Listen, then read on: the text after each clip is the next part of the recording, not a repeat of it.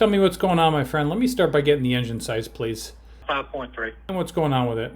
This one has the headlights that have this big square metal box behind it. And the driver's side, I've done put the factory one had went out. It went real dim on bright and low beams. So we put a new one in it.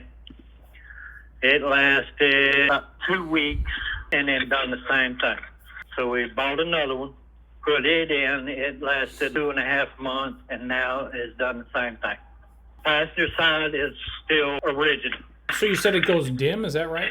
Do what? You said the headlight goes dim? It just goes dim. It's only burning on half of the light. Have you checked for power to the headlight? Yeah, it's got power. How much? It's got 12-ish if it's just sitting there. Do you remember what color wire you checked? I think both of these are black, I think. So it's got a black wire for a ground. This is the left low beam headlight, correct? Well, but high and lower in the same thing. It's got them damn, I won't say halogen, but it's got them special damn bulbs that Chevrolet decided to come out with. Oh, I gotcha. Is it the high intensity? Yes.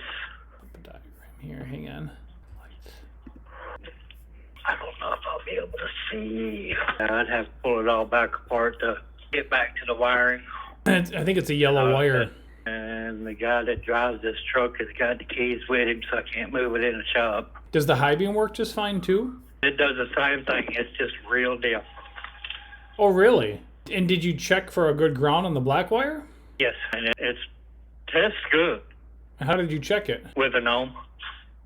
I would probably do a voltage drop or add a separate ground on that black wire because that would affect both circuits, the high beam and the low beam. But ain't the passenger side ground tied in with the driver's side? Let's take a look here.